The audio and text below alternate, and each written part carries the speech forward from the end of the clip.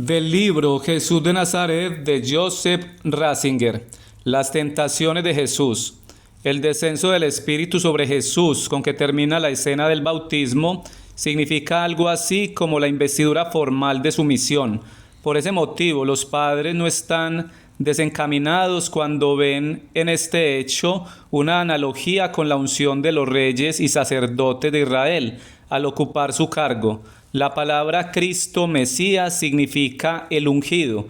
En la antigua alianza, la unción era el signo visible de la concesión de los dones requeridos para su tarea, del Espíritu de Dios para su misión. Por ello, en Isaías 11:2 se desarrolla la esperanza de un verdadero ungido, cuya unción consiste precisamente en que el Espíritu del Señor desciende sobre él, espíritu de ciencia y discernimiento, espíritu de consejo y valor, espíritu de piedad y temor del Señor. Según el relato de San Lucas, Jesús se presentó a sí mismo y su misión en la sinagoga de Nazaret con una frase similar de Isaías: el Espíritu del Señor está sobre mí, porque Él me ha ungido. La conclusión de la escena del bautismo nos dice que Jesús ha recibido esta unción verdadera, que Él es el ungido esperado, que en aquella hora se le concedió formalmente la dignidad como rey y como sacerdote para la historia de Israel. Desde aquel momento Jesús queda investido de esa misión. Los 3 evangelios sinópticos nos cuentan, para sorpresa nuestra, que la primera disposición del Espíritu lo lleva al desierto para ser tentado por el diablo. La acción está precedida por el recogimiento, y este recogimiento es necesariamente también una lucha interior por la misión, una lucha contra sus desviaciones, que se presentan con la apariencia de ser su verdadero cumplimiento. Es un descenso a los peligros que amenazan al hombre, porque sólo así se puede levantar al hombre que ha caído. Jesús tiene que entrar en el drama de la existencia humana. Esto forma parte del núcleo de su misión. Recorrerla hasta el fondo para encontrar así a la oveja descarriada, cargarla sobre sus hombros y devolverla al redil. El descenso de Jesús a los infiernos, del que habla el credo, el símbolo de los apóstoles, no solo se realiza en su muerte y tras su muerte, sino que siempre forma parte de su camino. Debe recoger toda la historia desde sus comienzos. Desde Adán, recorrerla y sufrirla hasta el fondo para poder transformarla. La carta a los hebreos, sobre todo, destaca con insistencia que la misión de Jesús, su solidaridad con todos nosotros, prefigurada en el bautismo, implica también exponerse a los peligros y amenazas que comporta el ser hombre. Por eso tenía que parecerse en todo a sus hermanos, para ser compasivo y pontífice fiel en lo que a Dios se refiere, y expiar así los pecados del pueblo. Como él había pasado por la prueba del dolor, puede auxiliar a los que ahora pasan por ella. No tenemos un sumo sacerdote incapaz de compadecerse de nuestras debilidades, sino que ha sido probado en todo exactamente como nosotros, menos en el pecado. Así pues, el relato de las tentaciones guarda una estrecha relación con el relato del bautismo, en el que Jesús se hace solidario con los pecadores.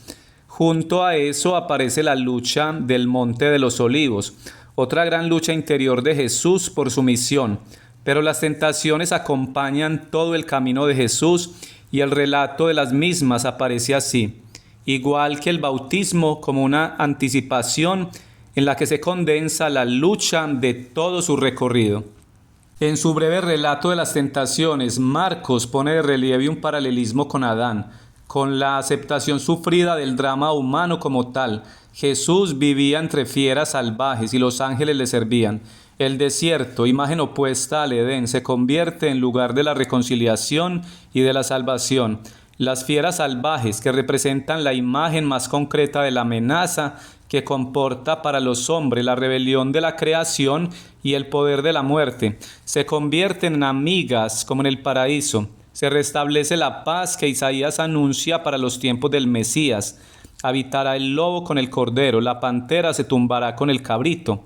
Donde el pecado es vencido, donde se restablece la armonía del hombre con Dios, se produce la reconciliación de la creación. La creación desgarrada vuelve a ser un lugar de paz. Como dirá Pablo, que habla de los gemidos de la creación, que expectante está aguardando la plena manifestación de los hijos de Dios. Los oasis de la creación que surgen, por ejemplo, en torno a los monasterios benedictinos de Occidente, ¿no son acaso una anticipación de esta reconciliación de la creación que viene de los hijos de Dios? Mientras que por el contrario, Chernóbil, por poner un caso, no es una expresión estremecedora de la creación sumida en la oscuridad de Dios. Marcos concluye su breve relato de las tentaciones con una frase que se puede interpretar como una alusión al Salmo 91. Y los ángeles le servían. La frase se encuentra también al final del relato más extenso de las tentaciones que hace Mateo, y solo allí resulta completamente comprensible, gracias a que se engloba en un contexto más amplio. Mateo y Lucas hablan de 3 tentaciones de Jesús en las que se refleja su lucha interior por cumplir su misión, pero al mismo tiempo surge la pregunta sobre qué es lo que cuenta verdaderamente en la vida humana. Aquí aparece claro el núcleo de toda tentación: apartar a Dios, que ante todo lo que parece más urgente en nuestra vida pasa a ser algo secundario o incluso superfluo y molesto. Poner orden en nuestro mundo por nosotros solos, sin Dios, contando únicamente con nuestras propias capacidades, reconocer como verdaderas solo las realidades políticas y materiales y dejar a Dios de lado como algo ilusorio. Esta es la tentación que nos amenaza de muchas maneras. Es propio de la tentación adoptar una apariencia moral.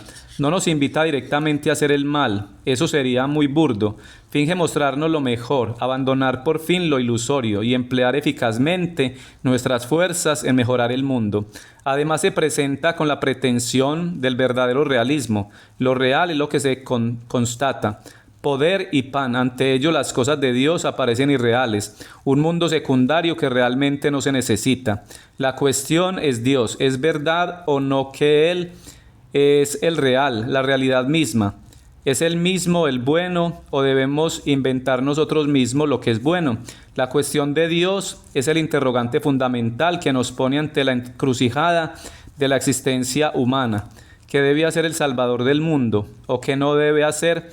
Esta es la cuestión de fondo en las tentaciones de Jesús. Las 3 tentaciones son idénticas en Mateo y Lucas. Solo varía el orden. Sigamos el orden que nos ofrece Mateo por la coherencia en el grado ascendente con que está construida. Jesús, después de ayunar 40 días con sus 40 noches, al final sintió hambre. En tiempos de Jesús, el número 40 era ya rico de simbolismos en Israel. En primer lugar, nos recuerda los 40 años que el pueblo de Israel pasó en el desierto, que fueron tanto los años de su tentación como los años de una especial cercanía de Dios. También nos hace pensar en los 40 días que Moisés pasó en el monte Sinaí, antes de que pudiera recibir la palabra de Dios, las tablas sagradas de la alianza. Se puede recordar además el relato rabínico, según el cual Abraham, en el camino hacia el monte Horeb, donde debía sacrificar a su hijo, no comió ni bebió durante 40 días y 40 noches, alimentándose de la mirada y las palabras del ángel que le acompañaba. Los padres, jugando un poco a ensanchar la simbología numérica, han visto también en el 40 el número cósmico, el número de este mundo en absoluto. Los 4 confines de la tierra engloban el todo. Y 10 es el número de los mandamientos. El número cósmico multiplicado por el número de los mandamientos se convierte en una expresión simbólica de la historia de este mundo. Jesús recorre de nuevo, por así decirlo, el éxodo de Israel, y así también los errores y desórdenes de toda la historia.